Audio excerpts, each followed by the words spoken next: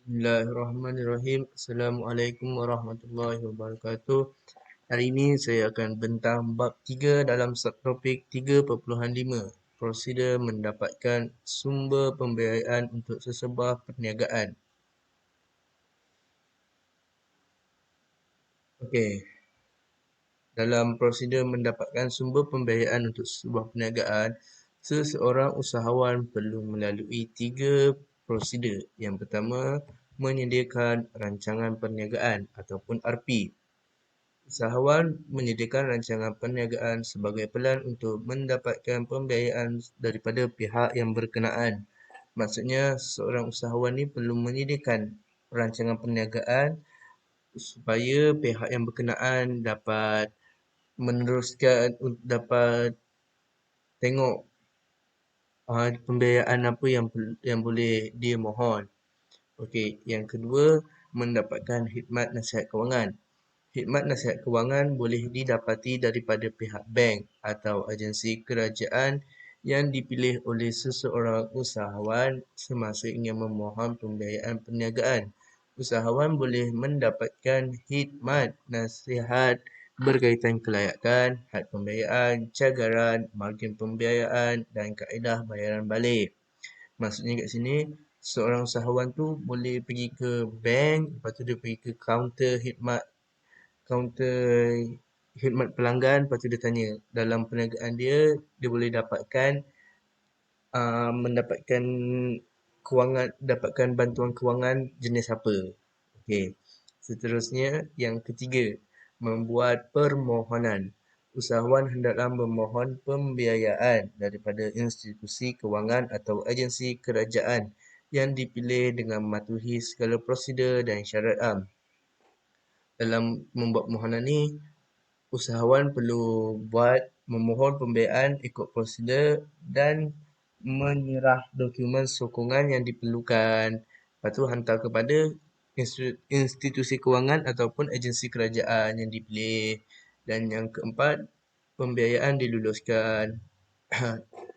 Dalam syarat pembiayaan diluluskan ni, nanti usahawan itu akan dapat surat pemberitahuan, dapat surat lah dekat rumah dia ataupun sekarang dah maju sikit dekat email. Nanti pihak syarikat institusi kewangan ataupun agensi kerajaan dia akan bagi surat ataupun dia akan bagi email dekat usahawan tu yang dia punya pembiayaan telah pun diluluskan. Okey. Yang kedua, yang seterusnya, contoh prosedur permohonan dari bank atau institusi kewangan. Dispesifikasikan lagi di Agrobank. Okey, carta ahli di bawah merupakan prosedur permohonan pembiayaan dari Agrobank yang perlu dirujuk oleh seseorang usahawan. Yang pertama, usahawan perlu menyediakan RP, iaitu rancangan perniagaan. Usahawan perlu menyediakan rancangan perniagaan mengikut format yang telah ditetapkan. Yang kedua, mendapatkan khidmat nasihat daripada pegawai bank. Perkara yang perlu dibincangkan ialah jenis pembiayaan, jumlah pembiayaan dan dokumen yang diperlukan oleh pihak bank. Dan seterusnya, lanjutan daripada nombor 2, menyediakan dokumen yang lengkap. Apa yang pihak bank perlukan ialah salinan kad pengenalan, rekod jualan dan pembelian perniagaan, lesen perniagaan dan salinan kad pengenalan. Dan lepas siap dokumen semua tu, menghantar permohonan kepada pihak bank untuk diproses. Dalam fasa ini, usahawan ada dua keadaan, antara diterima atau antara lulus ataupun tidak lulus. Kalau lulus, seterusnya permohonan akan dipertimbangkan oleh pihak bank. Pihak bank akan lihat balik dokumen usahawan tersebut daripada rancangan perniagaan beliau dan rekod jualan dan pembelian perniagaan.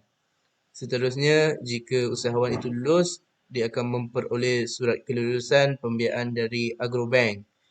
Seterusnya, menandatangani kontrak dengan Agrobank dan dia pun dapatlah pembiayaan tersebut. Jika dia gagal, dia tidak akan mendapat surat kelulusan pembiayaan dari Agrobank dan tiada apa-apa berita selepas itu.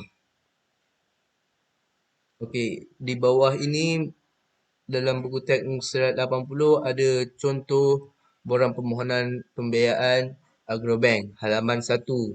Jumlah permohonan, butir-butir pemohon, maklumat pasangan, akaun simpanan dan seterusnya. Musrat 81 juga merupakan contoh borang permohonan pembiayaan Agrobank. Halaman yang kedua. Okey, seterusnya. Okey, yang ini daripada yang contoh prosedur ini adalah daripada institusi kewangan. Manakala yang seterusnya iaitu daripada MARA, iaitu agensi kerajaan. Peniaga yang berminat untuk membuat permohonan pembiayaan kewangan daripada MARA perlu mengikut beberapa prosedur tersebut. Okey.